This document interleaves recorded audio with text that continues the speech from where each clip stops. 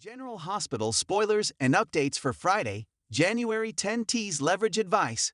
Mama Bear attacks and scales from her eyes. Rick Lansing, Rick Hurst. Get some leverage advice. Nina Reeves, Cynthia Watros. Inner Mama Bear attacks. And it's like scales have fallen from Carly Spencer's, Laura Wright, eyes.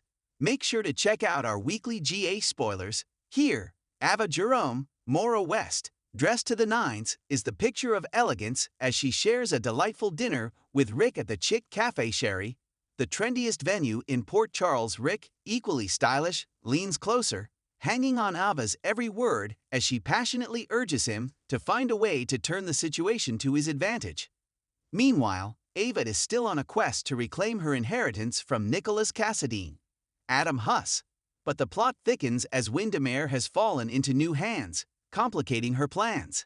If they thought their past encounters with the mob were challenging, the new resident could unleash a storm of chaos far beyond their previous experiences. This guy is nothing to take lightly or mess around with. Martin Gray, Michael E. Knight, stands in a state of confusion as an accusation is hurled in his direction, the details shrouded in mystery. He responds with a puzzled, "What does that have to do with me?" Is he genuinely unaware of the underlying issue, or is someone trying to pull him into a predicament he desperately wants to evade? His unease is tangible, echoing the time he felt the weight of pressure to delve into Valentin Cassadine's, James Patrick Stewart, financial affairs. In that instance, he had acquiesced, driven by the urgency to find his grandniece, Charlotte Cassadine, Scarlett Fernandez. It looks like deja vu is rearing its head again as Lucy Coe, Lynn Herring, finds herself caught up with yet another dangerous man. This time, however, she's completely oblivious. Jen Sidwell, Carlo Rota, maybe even more threatening than Victor Cassadine, Charles Shaughnessy, ever was, and just as ruthless. Rather than engaging in the covert tactics of an undercover agent to pry secrets from a villain, Lucy seems to be relishing a date with Sidwell at Bobby's. Yet, he's clearly on edge, sensing her probing questions about his background. With a touch of annoyance, he challenges her, asking what else she needs to know about him. Nana storms into the hospital corridor, her maternal instincts flaring up like a protective lioness or an angry mama bear. She spots Jocelyn Jacks, Eden McCoy, and Willow Corinthos, Caitlin McMullen, locked in a fierce confrontation, their faces taut with tension and determination. With a piercing glare, Nana strides purposefully toward Joss, her voice a low growl as she warns, "Stay away from my day-to-G's here."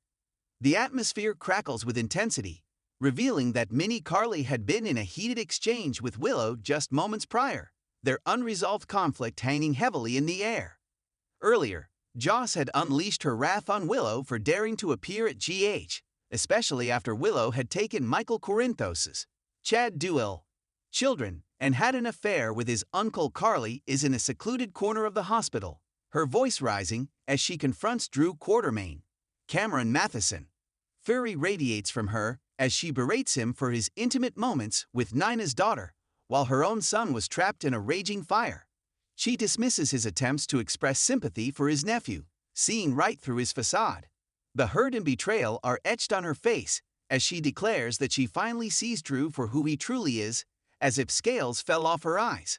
The idealized image she once held of him has been shattered, leaving her with a stark, unfiltered reality. Portia Robinson, Brooke Kerr, approaches Jason Morgan, Steve Burton, outside Michael's hospital room, offering him some heartfelt advice. That's absolutely the best thing for him right now. Meanwhile, inside, Jason had been with his nephew, grappling with a powerful instinct to shield the young man he helped nurture during Carly's battle with postpartum depression. Portia likely thinks that Michael needs some time to recuperate, a perspective that conflicts with Jason's deep-seated urge to remain at his side. She insists on following the doctor's orders.